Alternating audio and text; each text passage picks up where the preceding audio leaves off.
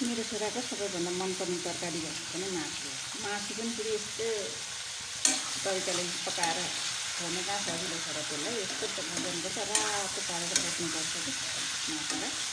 पहिला प्याज केही नहालिकन यसरी मेथी पुऱ्याएर भुट्ने हुन्छ। अनि त्यस पछाडि चाहिँ बल्ल अनि अदुवा लसुन प्याज मरमसला पछि हाल्ने। अहिले बेसार पनि नहालिकन मेथी पुऱ्याएर तेलमा मात्रै पकाएको छ।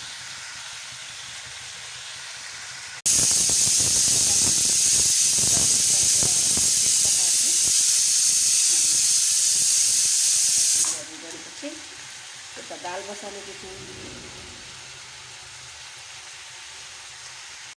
यता चाहिँ म फर्सीको मुन्टा ओइरिँदैछु, पकाउँदैछु।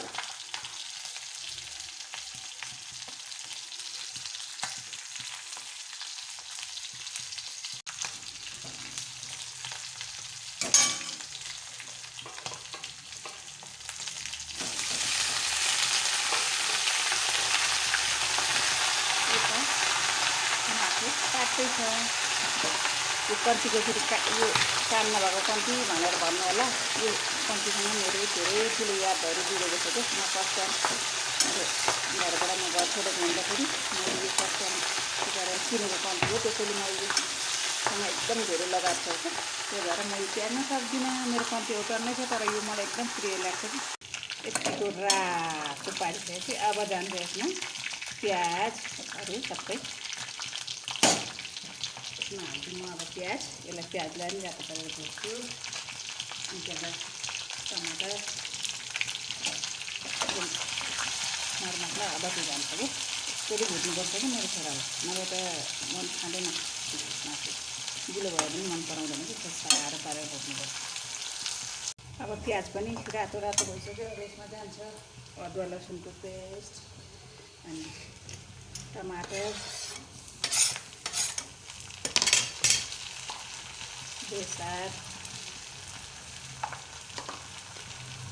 जिरा धनियाँको धुलो नुन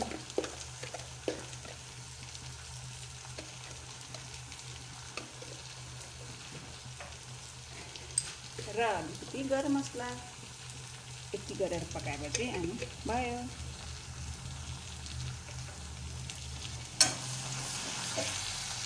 मासु पनि पाक्यो, दाल पनि पाक्यो, फर्सीको मुन्टा पनि भयो, सलाद पनि भयो, अचार पनि बन्यो। अब खाना मात्र बाँकी। यता भात पाक्दैछ। रेडी भयो हाम्रो खाना। आउनुहोस् है सबैजना।